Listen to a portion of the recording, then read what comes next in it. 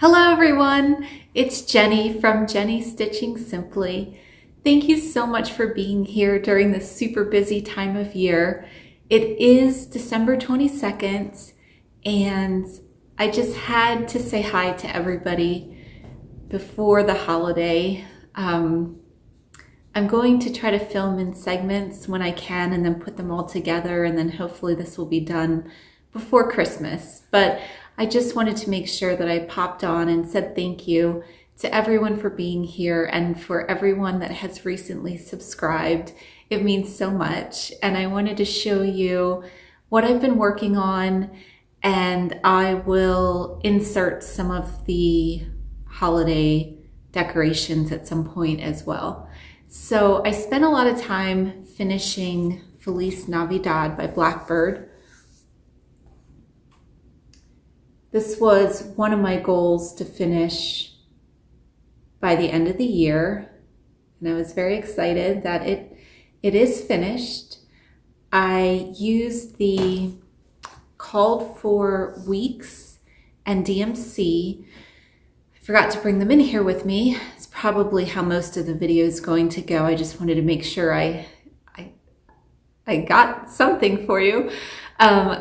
Basically, I ordered from 123 Stitch the Legacy from Picture This Plus, the chart, the weeks they had in stock, and then what they did not have in stock, I got in DMC. I did add a blue. I will put it in the description. And in some of the areas that the white or the putty did not show up, I used the blue. So this is the finish. So for example, this line was supposed to be a DMC that was kind of an off-white, and I changed it to the blue. I love doing the eyelets, the 16 leg eyelets. And then the only other changes I made were not really intentional. I knew I was going to run out of baked apple. And so there were just some places that called for baked apple that I used. It's escaping me now, but you know, the next most similar color, I think it was like down here, and then in the border, I just moved some things around so that I did not have to buy another skein of baked apple for a few berries or something. So I wanted to have it in a frame because it's almost Christmas.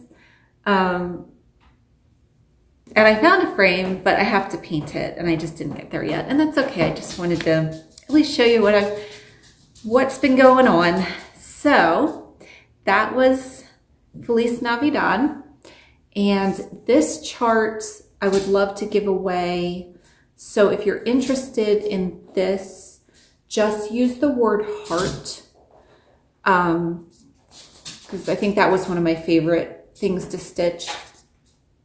And you don't have to for this, but if you have any unique family Christmas traditions, I would love to hear them, because I just always think it's fun to hear what other people do. But just use the word heart for this, and all the usual things, B18, and I will have to get your mailing address if you are the winner. We use the random comment picker, you know, don't say giveaway, all those normal things. So I was very pleased with that. That is 2/2 on, it calls for 36 count Legacy by Picture This Plus. I think what they had in stock was like 30 or 32. So I just did that and then did 2/2. And then I finished, oh, sorry, I just kicked the table. I fully finished the 2020 Hello Dear Stitch Along from Caterpillar cross stitch. So I'm going to insert a video of it here. This is Hello Dear from Caterpillar Cross Stitch. It was the stitch along from last year. I believe it started in September and then finished in December. I did not finish it until January of this year. So it's on a 28 count Monaco that I dyed with, I believe, teal Rit Dye. And I used all the called for colors. I changed the bottom. I just did one of the presents and part of the snow. So I wanted to finish it for this holiday season. And when I showed it to Roman to get his opinion, he said, "What? What?" And I said, "Well, I want to get it done now, you know, to get it up." And he said, he was so confused. And then he said, "Oh, it's Christmas." And then he finally saw the candy cane and the deer. So I thought, I need to do something a little bit more elaborate than what I would normally do for finishing. He had wanted candy canes that went like around the piece, which would have been awesome, but I just didn't have the time to source them. So I pinned it to foam core, which is my preferred way of finishing. And then I put it in this grapevine wreath that I had. It actually had fall on it, but I never end up putting it out. So I just pulled all that off. And mathematically it's in the center, but it's driving me nuts. I think part of it's the shadow and part of it's just the shape of the circle over here. So I think I might add some twigs, but it's centered in the sense that the board doesn't stick out of the circle. And then I just added this little toadstool, and these I had gotten last year at the dollar store, these little trees, and this was in another decoration in the house that I just pulled out.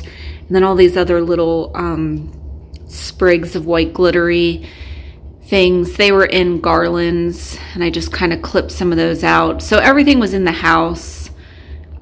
The bow, I just tied a piece of fabric. I did use hot glue, which I don't normally do, to put the pieces on, mainly because I burn myself on the oven, the iron, the hot glue, so I just usually use tacky glue. But so this is Hello Dear finally finished, although I still have to do something up here because Roman and I were both really bothered by it. But I think overall it's super cute. I'm very happy to have it out instead of hanging in the closet. And the other start and finish that I had, which I'm also going to put a video in. Basically, I did not want to run around and pull everything down and then have to put it back up. So that's why you'll see the videos. But my dear friend Eileen, well, let me start by saying this. I think the two most Christmassy things to me right now, or things that feel like Christmas, were looking through Eileen's Christmas charts with her when I was at her house the last time, and stitching Christmas pieces. And she and I both said, we kind of feel like we just want to stitch Christmas all year this year. I would really like to make more ornaments, and that doesn't work if you just start making them in December. So I think there may be more Christmas patterns in the future. And the other thing that I'm not personally involved in, but my sister-in-law Prairie, who I adore, her mother was finally able to come and visit from India. And I want to say it's been like 6 or 7 years since Prairie has been able to see her mom. So the fact that they're all together, even though I'm not there out west, that is probably my favorite thing about Christmas this year. So, so back to the chart that Eileen, so we were looking through her Christmas charts, and there were so many beautiful ones. And this Brenda Gervais, Basketful of Wintertime, she said, oh, the threads are all in there. If you want to stitch it, just take, I haven't stitched it yet, just use the threads. And I came home, I think it was a Wednesday that I saw her. And by Friday or Saturday, it was all stitched and fully finished. So I will pop the video of that in here. This is Basketful of Wintertime by Brenda Gervais. And I used all of the called for colors except for the white was called for putty, and I used Grits by Weeks Dye Works. But everything else is called for, and I just did a really simple rickrack border. And then on the back, I just did the striped fabric. Whoops. And anyway, there we go. So I love it. I think it's super cute. This was the first Brenda Gervais piece that I stitched, and I'm very pleased with it. And when we were at Shepherd's Bush this summer, I had picked up a few of the little wooden sleigh ornaments, and Eileen had this chart that she was willing to share with me that she had not stitched yet. This is Foxwood Crossings Snowy Visitors. And when I made the ornaments for Tristan, which he did love, by the way, Roman, of course, said, where's my ornament? So he likes our tree to be like a certain theme, like it's all woodland, like cardinals and little animals and very natural kind, as much of a Christmas tree can be when you put like glass ornaments on it and things like that. But anyway, so cardinals, he really likes, excuse me while I reach. So I had made the little cardinal for him. I think I'll probably give it to him today when he gets home, so it can be on the tree sooner. So he really he really wanted an ornament. And as far as Tristan, I have to tell you, I sent those ornaments and, I sent a tree. That's right. I sent like one of our smaller trees from the attic and a bunch of lights and, different things like that. And like hot chocolate and just, I don't know, Christmas things. And he loved them. And he said, well, Mom, my roommates and I, we're going to get the permit, the $10 permit and go cut down a tree. And, and I thought, I shouldn't assume that they're not capable of getting a Christmas tree. So they already had that all taken care of. But it was really cool at their apartment complex. They had a paper snowflake window decorating contest. And so he sent me a picture of their window that they decorated. So that was really fun. So he's really happy. He actually has 2 jobs now, one at the resort and one at a restaurant. And he's just doing fantastic. So thank you for everyone that always asks about Tristan. So yes, he's still in Colorado. He definitely can't come home for Christmas. It's a ski resort, so there's lots of people going there for Christmas. So, but he's doing really, really well. And the other thing that I fully finished was actually last year, Pine Needles, which is in Gardener's Village in Utah, put out a free stitch along, which from what they said last year, I didn't check, but they said last year it would be free and then they would release it this year as a paid chart.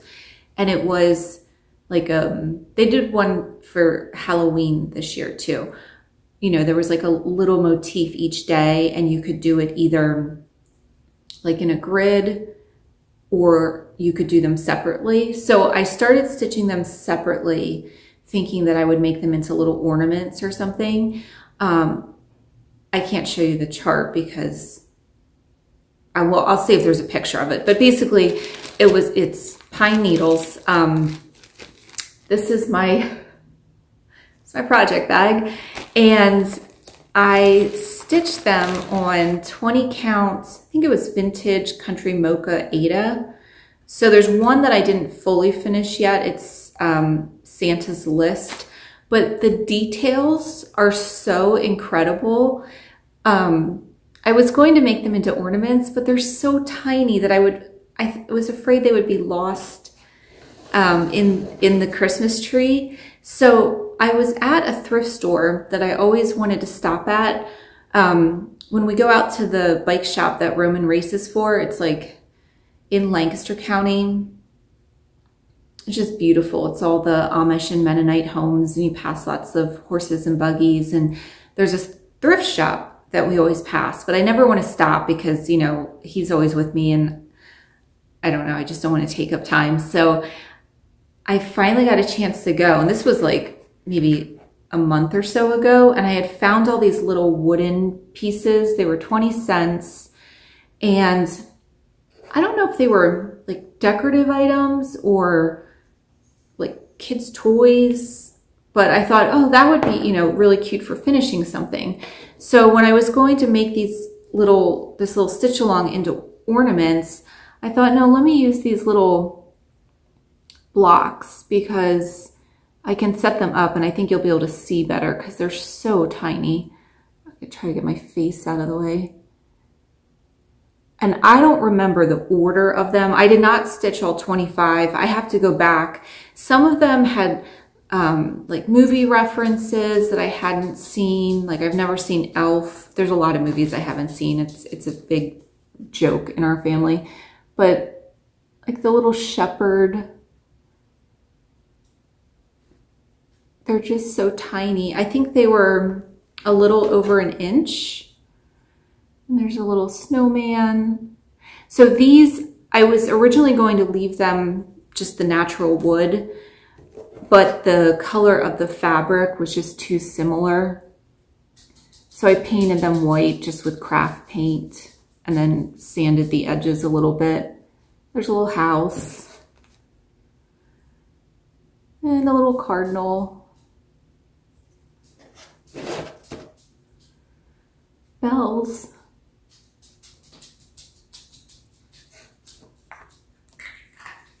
Oh, Kitty's eating her food.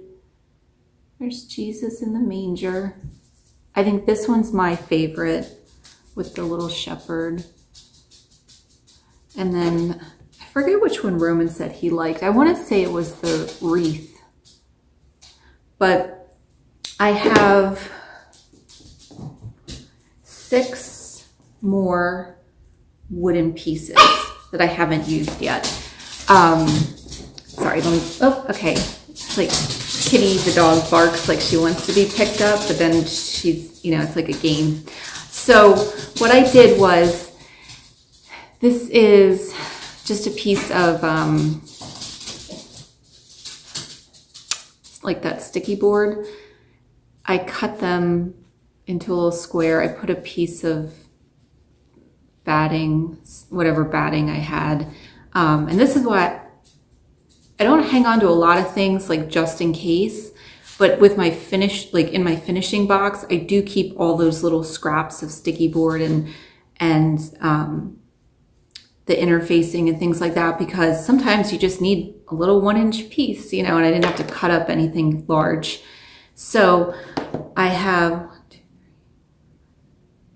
8 altogether, and then 6 more blocks that I can use. So I will stitch some more of those. The one I didn't finish onto a house, it's super cute. It's like a little checklist with a pencil.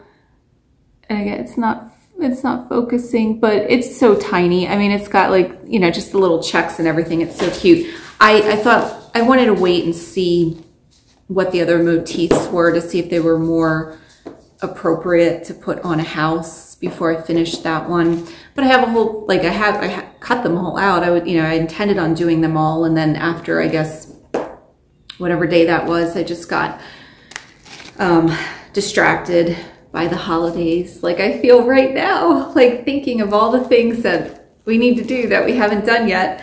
And And these are just little, I was just pulling. I have a little, might grab it and show it like in another clip, another little basket that I found at the thrift store.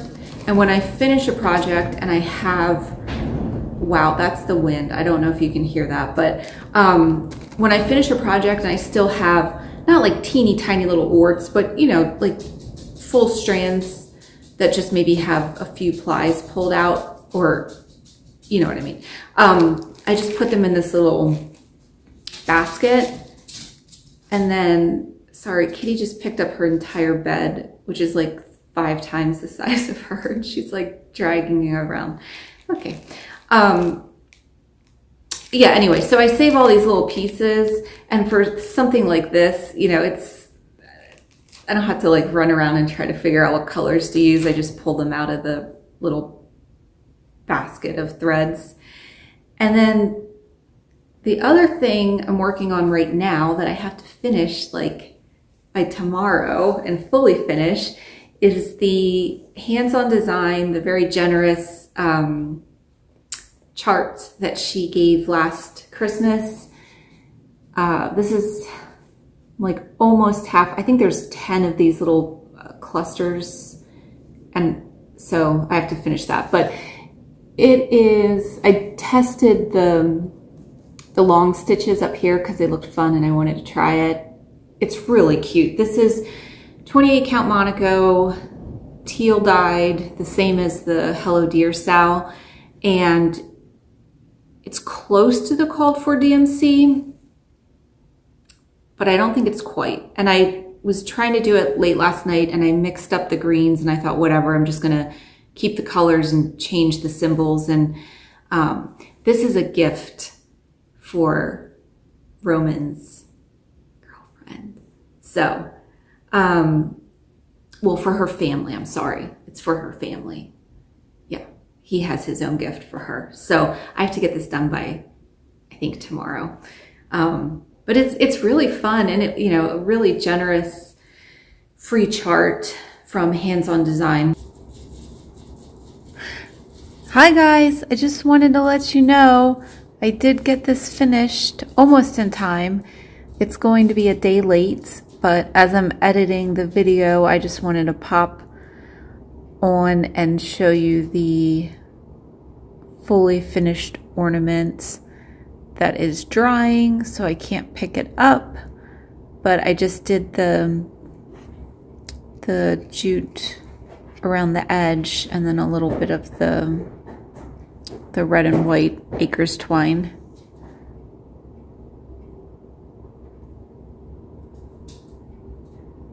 So I think that's everything.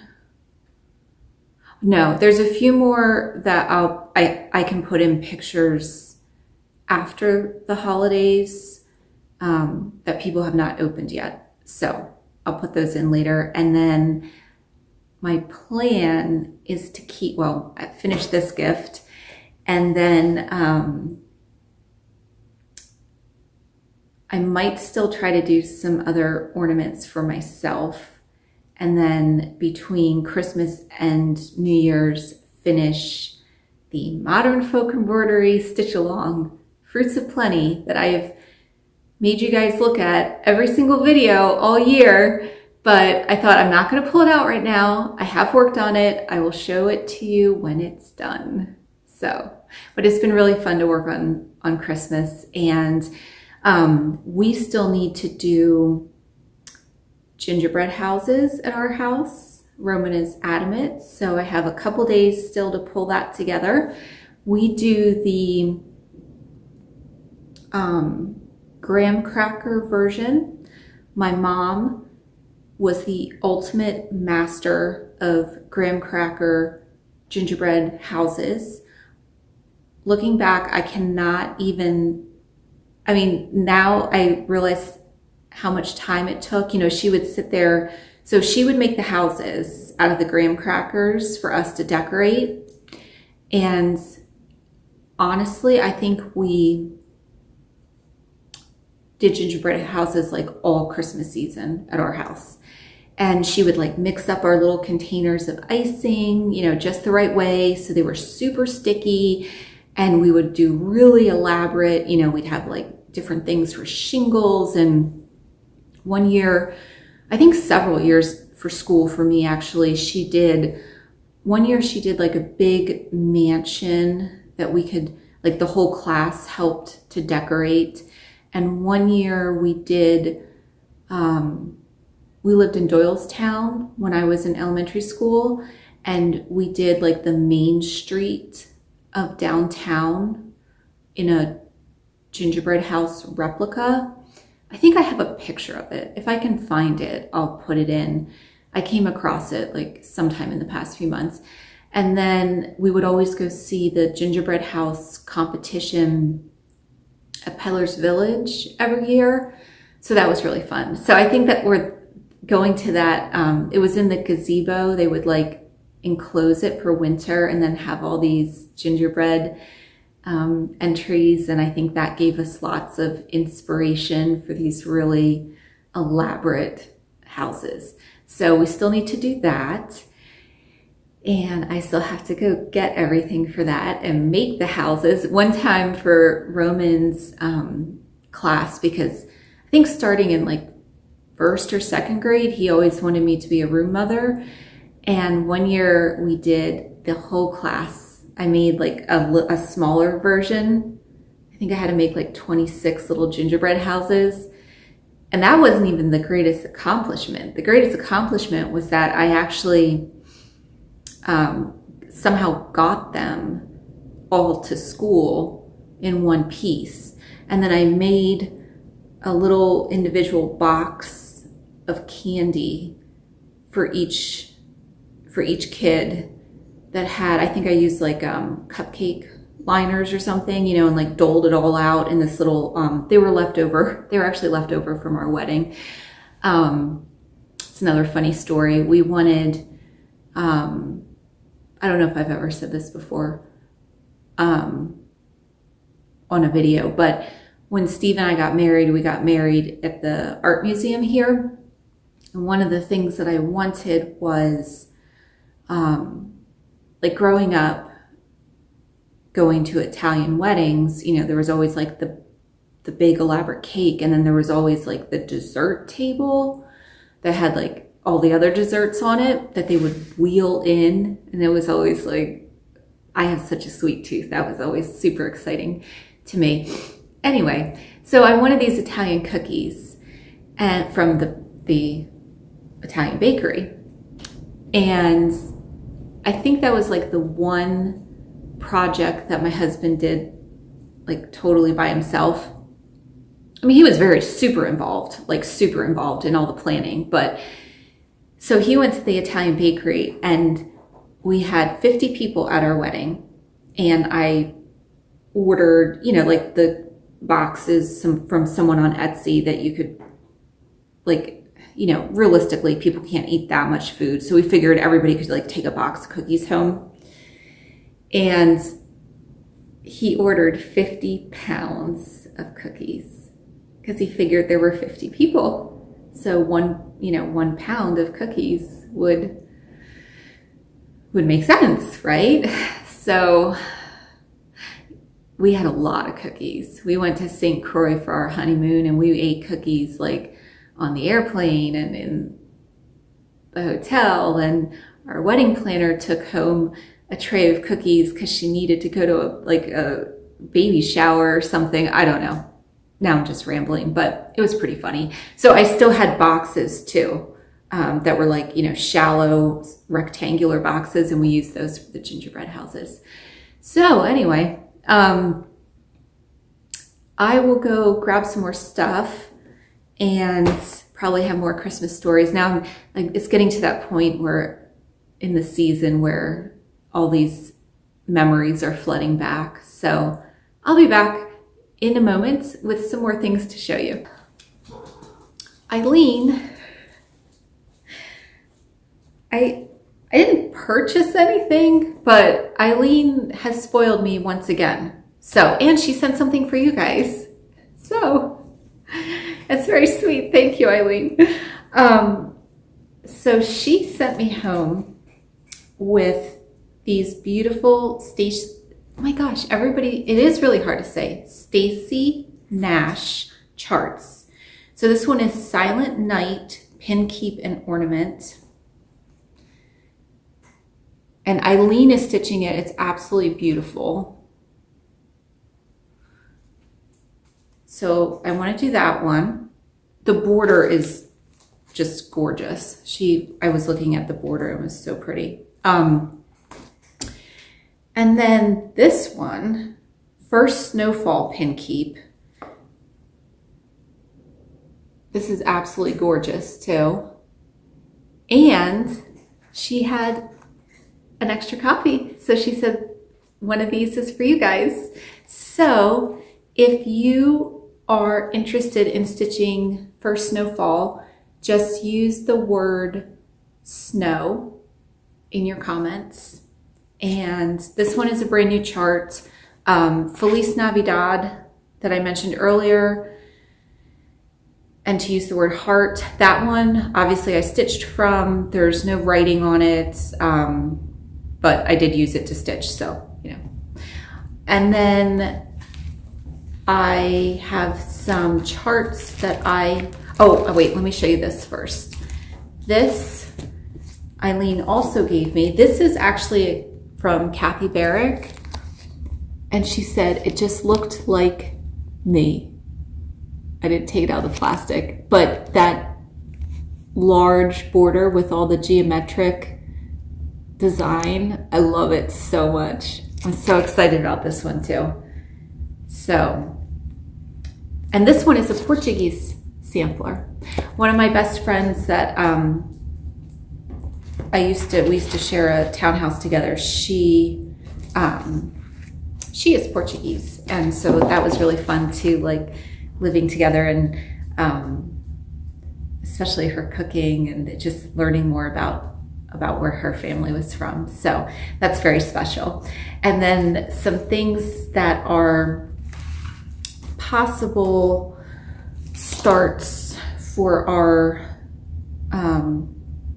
working on holiday stitching with Eileen that she sent me home with to borrow that she has not stitched yet are, this is Little House Needleworks part 6 with the little sled and the pine. This is the one that I really would like to do this year. My Gift to Thee from Scarlet House. I love the woman in the cape. And this one is Threadwork Primitives. The Leaping Stag. I thought that one was really different, and it has my blues in it that I like so much. And then Home for Christmas by Prairie Schooler. And this is the one that I really, really liked with the little log cabin. And I apologize, I haven't been taking them out of the plastic because I just make sure I keep them nice. This one, also from the Scarlet House, A Peaceful Gathering. So thank you, Eileen. Those were all ones that we had looked through and she had not stitched and wasn't going to stitch this year. So I just want to make sure I'm not keeping them from her. So I just need to stitch them all really fast, right? And then we were talking about blue fabrics, and Eileen was saying that she tends to not stitch on blue fabrics, and I really like stitching on blue fabrics. So then she gave me these beautiful blue fabrics. This is 36 count Arctic by Picture This Plus. And just so you can see to compare, this is pewter. So this is a little bit more blue. This has a little bit more bluish green. And then this is really pretty. This is one that Eileen actually coffee tea dyed over the blue, thinking that might you know, make it more likely for her to stitch on. And then this one is really, really gorgeous. Oh, I think I left the tag in the other room. It's an R&R blue that I had not seen before. So these are all definitely my colors, and I'm really excited. So thank you, Eileen. Very, very generous gifts. The other story I have about Christmas that's kind of funny. And if you have children watching that are excited about Santa coming, maybe fast forward or earmuffs or something. But growing up, my mom did such a good job with Santa Claus. There was always, you know, Santa Claus had special wrapping paper and special handwriting that was like calligraphy. And no matter what, you know, the situation was, that one special thing that we wanted from Santa, Santa always found somehow. I remember one year I wanted a Swatch watch, and this would have been like in the 80s, and it was multicolored. It was fluorescent, and it had, you know, like, I don't know, all these different like neon colors, and I wanted it so badly, and it was really hard to find, but Santa found it. So I always believed in Santa. And correct me if I'm wrong, Mom, but I want to say I was almost 12. My birthday's in February, so I think I was almost 12, and my parents had to sit me down and tell me that there was no Santa. And it was devastating. And they just didn't want me to, you know, maybe get teased possibly because I was going on 12 and I still firmly believed in Santa. And they explained to me that, you know, there's the magic of Christmas, but there's not actually a Santa Claus. So that was not the case with my own children. I don't know that they ever thought that there was, you know, somebody that came down the chimney, but it might have also been because I wasn't so good. You know, I want to say like maybe one of them realized that the Santa Claus paper was like somewhere in the house or something like that, you know, and they put two and two together. So, but yes, I had to be told. So when I say or joke that I'm gullible, you know, yeah, but kudos to them for doing such a good job being Santa Claus.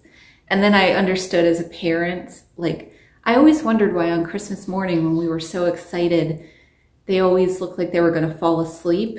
And I thought, how could they not be, you know, so ecstatic about this morning? Like, I mean, there's four kids in my family, and we're all having a great time playing with our toys. And then I realized it's because as a parent, you get to stay up all night putting things together and doing all that. So, and yes, I still wait until Christmas Eve, and I have to wait for Roman to go to bed so I can wrap the presents, even though he knows there's no Santa. You know, it's like we have to wait till he goes to sleep so we can do all that stuff. So anyway, so those are gifts, not from Santa, but from my sweet Eileen, and I love them very much. And I'm gonna grab some more things and I'll be right back. Okay, so I'm waiting for my computer to start so I can do the random comment generator. But in the meantime, I wanted to mention, I talked a little bit about planning, and in my whip parade video about, you know, I had assigned a project each month. And as far as, I had a couple people ask, you know, like how I keep track of everything. And I had shown the beautiful tracker from Chris Yo. And what I use this for is for the actual, you know, it has the place in the front to write the project list. And then it has a page for the actual like project where you can write down your notes. So it's very much like the one that the Fat Quarter Shop offers. And then there's like a notebook in it, and new this year was an option for like a weekly spread. So I think what I'm gonna do is this project, it's in here like, you know, these separate books. So this tracker will be almost full from 2021, and then I'll start the next one for 2022. And I'll keep those in here because, you know, there's things that are carrying over. And it's such a good reference. You know, it has like the start date and the threads you used and the size and all that information. And I had talked before about, for my personal planning, I've used a bullet journal for years, and I have a stack of these. And it usually fills, like 1 year fills one of these notebooks. So I have a stack of them, and they're with like things I would take if there was a fire, because it's just, you know, like a record of everything that's happened. So I had shown a while ago that in my bullet journal, just make like a 2-week spread of what I was stitching on. But it's taking up a lot of space in here because it's only 2 weeks and it takes like 2 full pages. So I've never used a book of days for like writing down what I work on each day. That's what I would put in my regular, like, all around personal planner. So Eileen also, I think she had accidentally like pre-ordered 2 of them, so she gave me this.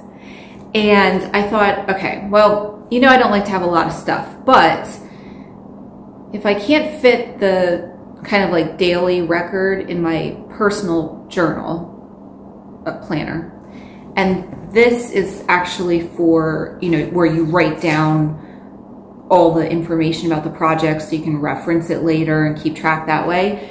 I thought, well, this is still really good for, I mean, it's not excessive in the sense that this is like your daily mapping out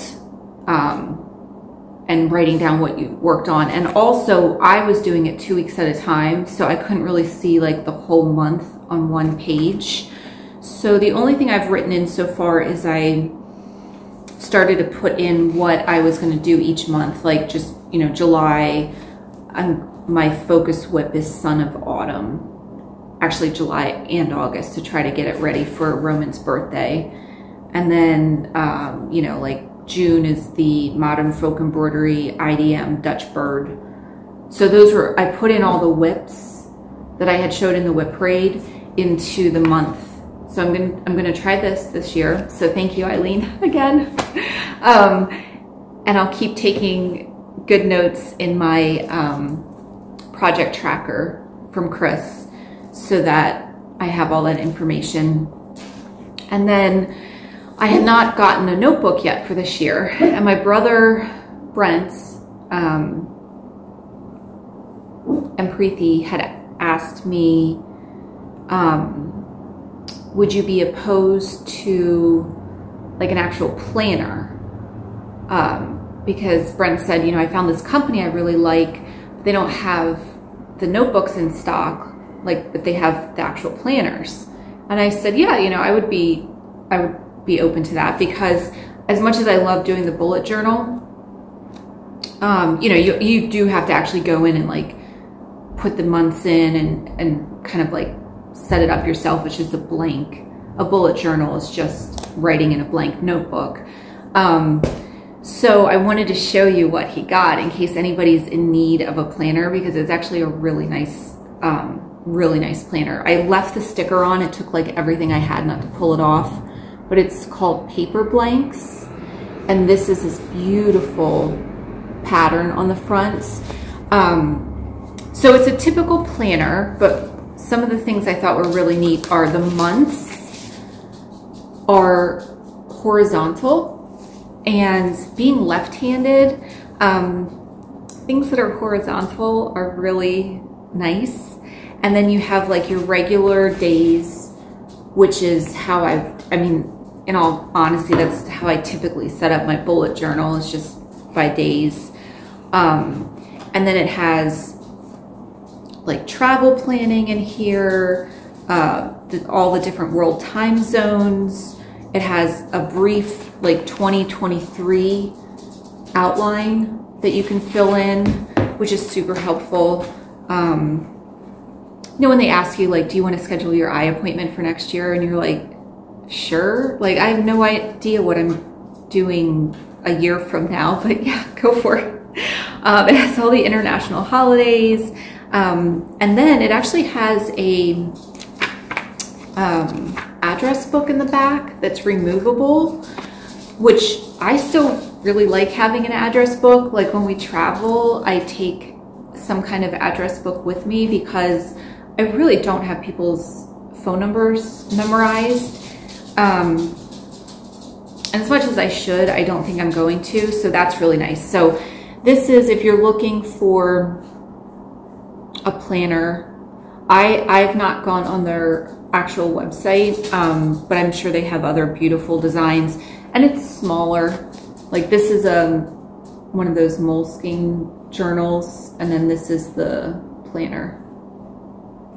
So thank you, Brent and Preeti. I love it so much.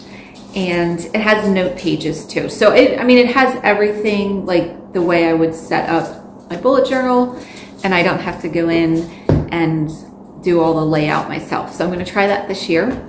And that's, I think, all my planning. Besides filling in the whips for 2022, I haven't committed to anything, haven't committed to any sales. The only thing that I definitely know I want to do is lots more holiday stitching throughout the year. I really want ornaments for my tree. Some things that I've seen that are very tempting are the free stitch along that Jeanette Douglas is offering this year. I think that's really, really beautiful. But I have made no commitments at all so far. So that's my update on planning. And I will be right back with the winner from the giveaway from the last regular Flosstube video. Okay, I just did the random comment picker, and just so you guys know, when I do a video, that's pretty much when I do the comment picker, is like right before the video or as I'm doing the video. So you have until I make the next video to comment. So this was the chart from Flosstube number 12. And this goes to Janet Duche. I think I'm pronouncing that correctly. So congratulations, Janet. Just send me your mailing address to my email that's in the description box, and I will get this out to you as soon as possible. And then I have to go back and look. I think it would have been Flosstube number 12. If you haven't watched that one, or sorry, 11. I still have this. I will look up, I have to look up and see who won it, but this one has been unclaimed. So I will look and put that up and make a comment on your comments. And then if this one isn't, if I don't hear back, then I'll just redraw for T is for Turkey. So I think that is everything. Again, thank you so much for all the communication and the friendships and letting me share my stitching with you and being here. And I truly hope that everyone has a wonderful holiday. I apologize, I'm very late on wishing everyone a happy Hanukkah. It was very early this year and I neglected to do that. And whatever you celebrate at the holidays, or whatever it looks like for you this year. I know for our family, it's very different, and I think it's hard. I think this is like, it's just been in the past few days that it's seemed like Christmas. I said to my husband the other day, does it seem like Christmas to you? And he was like, yeah, why? You know, I don't know. It's just, the kids are older and, you know, I don't know, you know, like the gifts are different and Tristan's not here and my family's all out west. I don't know. It's different. I think it also makes me realize how much it's more about, you know, getting to be with people that you care about. But there's other ways to do that besides being physically there. So I hope that however it looks for you this year, that there's something, or you know, a tradition that you used to do, maybe that you could revive, that can bring you joy over the holidays. And I'm excited for New Year's. I'm always a big, I don't do anything particularly on New Year's Eve. Usually we play like board games or something, but I do always look forward to the new year and the new start and thinking about the past year and things that went well and things that were challenges and maybe what we want to do in the coming year. So I always enjoy that time as well. So I hope that everyone has a wonderful holiday, and I will talk to everybody soon.